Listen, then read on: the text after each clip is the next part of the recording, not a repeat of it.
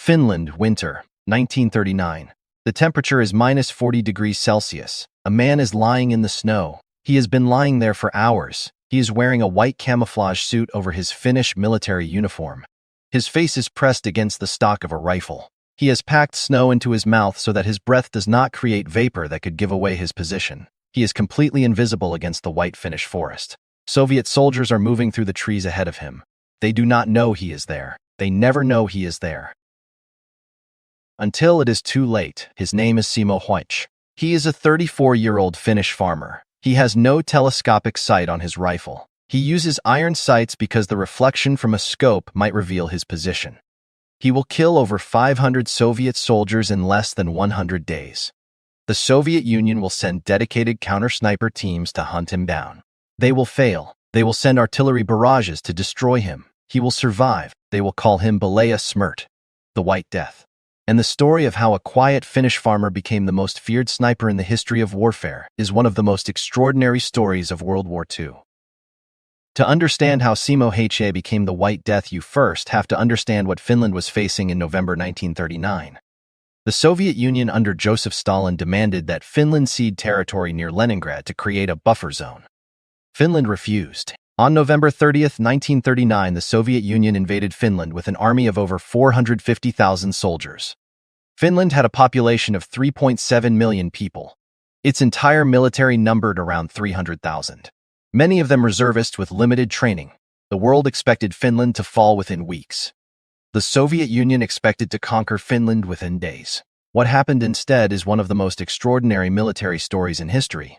The Finns fought back, using their knowledge of the terrain, using the brutal Finnish winter as a weapon, using guerrilla tactics that the Soviet forces had no answer for. Finnish soldiers on skis moved through forests at speeds that Soviet forces marching through deep snow could not match.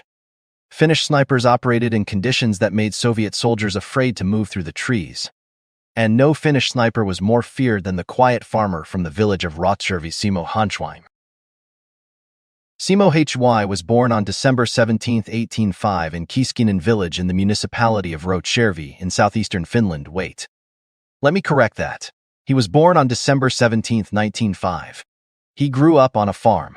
He hunted from childhood. In Finland, hunting is not a hobby. It is a way of life, a practical skill that puts food on the table through long, harsh winters.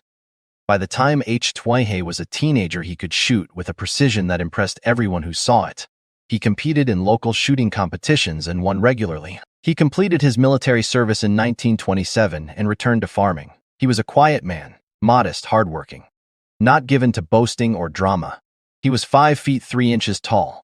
He was not physically imposing in any way, but in the Finnish winter forest with a rifle in his hands, he was the most dangerous human being alive. When the Soviet Union invaded Finland in 1939, Häyhä was 34 years old. He reported for duty. He asked to serve as a sniper. And what followed over the next 98 days is something that military historians still struggle to fully explain.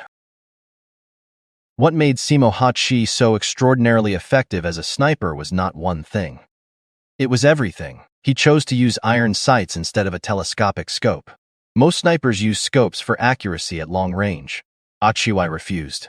A telescopic scope sits higher above the rifle, meaning the shooter must raise their head higher to look through it. A higher head profile means a bigger target, and the lens of a scope can reflect light and reveal a sniper's position. Iron sights sat lower. Häyhä could keep his profile almost flat against the snow. He packed snow into his mouth, not to eat, to prevent his breath from creating visible vapor clouds in the extreme cold that could give away his position to alert Soviet observers. He studied his environment obsessively. He knew every piece of ground in his sector, every tree, every shadow, every line of sight. He fired from prepared positions he had selected and prepared in advance, positions that gave him a clear shot and multiple escape routes. He moved constantly after firing, never staying in the same place long enough for counter-snipers to locate him. He wore white from head to foot. He was essentially invisible. And he was patient in a way that most human beings simply are not capable of. He would lie in the snow for hours waiting, watching, perfectly still. The numbers Simo Häyhä produced in the Winter War are so extraordinary that military historians still debate them. In 98 days of combat between November 1939 and March 1940, Häyhä is credited with killing over 500 Soviet soldiers with his sniper rifle. That is an average of more than 5 confirmed kills per Dalton Y. In -40-degree temperatures, in a war zone where every Soviet commander knew there was a Finnish sniper operating in the area. He is also credited with an additional 200 kills using a Suomi KP-31 submachine gun in close-quarter engagements, bringing his total confirmed kills to over 700. No sniper in the recorded history of warfare has come close to these numbers. To put them in perspective, the second highest confirmed sniper kill count in World War II belongs to Soviet sniper Lyudmila Pavlichenko, with 309 confirmed kills across her entire career. Häyhä succeeded that in 98 days using iron sights, in conditions that would incapacitate most trained soldiers. The Soviet military could not explain it, could not stop it, could not even fully believe the reports coming back from the Finnish front about this one man. They called emergency meetings about a single Finnish farmer. The Soviet military response to Simo Häyhä tells you everything about how seriously they took him. First, they sent counter-sniper teams, specially trained Soviet snipers whose only mission was to locate and eliminate Häyhä. He located and eliminated them instead. Then they tried artillery. When Soviet commanders had a general idea of where Häyhä was operating, they ordered artillery barrages of the area. Hundreds of shells fired into the Finnish forest to destroy one man. He survived every barrage. He knew the terrain well enough to find cover that artillery could not reach. He had prepared positions that protected him from above as well as from the front. The Soviet soldiers operating in his sector began to behave differently. They moved differently. They grouped differently. They avoided certain areas of the forest entirely. The White Death had done something that no weapon and no tactic had managed to do. He had gotten inside the heads of an entire army. Soviet soldiers in his sector were afraid, not of an army, not of a battle, of one man they had never seen and could not find. The psychological impact of Simo Häyhä on Soviet operations in his sector was as significant as his physical kill count. Fear is a force multiplier, and Häyhä used it brilliantly without ever intending to. On March 6, 1940, Simo Häyhä's luck ran out. 6 days before the Winter War ended, a Soviet soldier, possibly a counter-sniper, hit Häyhä in the jaw with an explosive bullet. The bullet blew away a significant portion of his lower left jaw. His fellow Finnish soldiers found him face down in the snow. They thought he was dead. He was not. He was carried back to Finnish lines. The medical teams who treated him said the wound was one of the most severe facial injuries they had ever seen a person survive. He was transported to a series of military hospitals. He was in a coma for 11 days. He woke up on March 13, 1940, the day the Winter War ended. The war was over. He had survived everything the Soviet Union had thrown at him for 98 days. And he survived the one bullet that finally found him. The reconstruction of his face required multiple surgeries over many years. His face was permanently altered, but he was alive. After the Winter War, Simo Häyhä returned to civilian life. His face had been reconstructed through multiple surgeries. He bore the marks of what had happened to him for the rest of his life. He went back to farming. He went back to hunting. He went back to the quiet rural life he had always lived. He was promoted to the rank of second lieutenant by Field Marshal Carl Gustaf Emil Mannerheim, one of the highest honors Finland could give him. Mannerheim personally visited Häyhä in hospital and promoted him from corporal to second lieutenant on the spot. It was one of the fastest battlefield promotions in Finnish military history, but Häyhä was not interested in being a hero. He avoided attention. He gave very few interviews.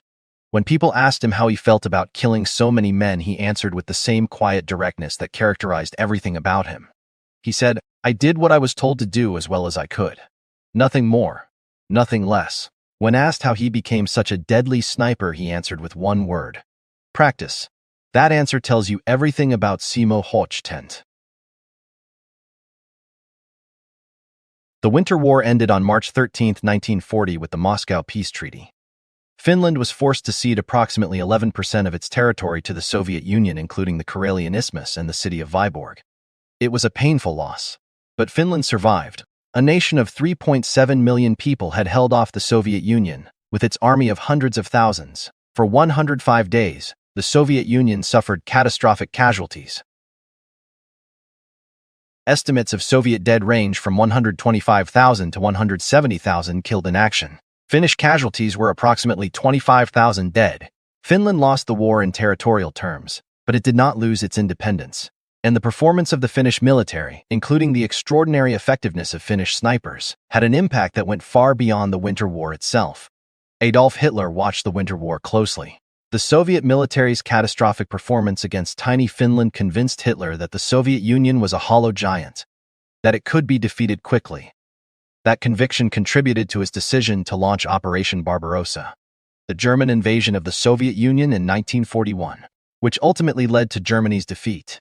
The Finnish farmer who packed snow in his mouth to hide his breath vapor played a small but real part in the chain of events that ended World War II. Here is the power play and twisted truth at the heart of Simo Häyhä's story. The Soviet Union was one of the two most powerful military forces on Earth in 1939. It had tanks and aircraft and artillery and hundreds of thousands of soldiers. It had everything that modern military power was supposed to consist of.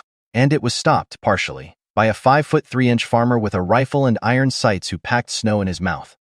The power play is this. Stalin believed that overwhelming force would simply erase Finland from the map. The twisted truth is this. One man lying in the snow who understood his environment better than any military planner in Moscow could undermine that overwhelming force every single day for 98 days. 500 times. Häyhä never thought of himself as a power player. He was a farmer doing his duty. But the Soviet Union, the most powerful military machine in the world, spent emergency meetings trying to find and stop one Finnish farmer and failed. Because he packed snow in his mouth and kept his head low and waited. Simo Häyhä lived until April 1, 2002. He was 96 years old. He spent the decades after the Winter War doing exactly what he had always done: farming, hunting, living quietly in the Finnish countryside. He gave very few interviews. He attended some veteran events. He remained modest and direct to the end. When a journalist asked him late in his life whether he had any regrets about what he had done during the Winter War, he thought about it for a moment. Then he said, "I only did my duty and what I was told to do as well as I could. That is all. No drama, no philosophy, no attempt to justify or explain. Just a farmer who was asked to defend his country and did it as well as any human being has ever done anything." History's Wildside is about power plays and twisted truths. And here is the final twisted truth of Simo Häyhä's story. The most feared soldier in the history of warfare was not a general or a special forces operator or a trained assassin. He was a farmer who hunted, who kept his head low, who packed snow in his mouth so nobody could see his breath, and who answered every question about how he became the deadliest sniper in history with one word: practice. Subscribe to History's Wildside for a new story every Sunday. Power plays, twisted truths, and the moments that history almost forgot. This has been History's Wildside. I will see you next Sunday.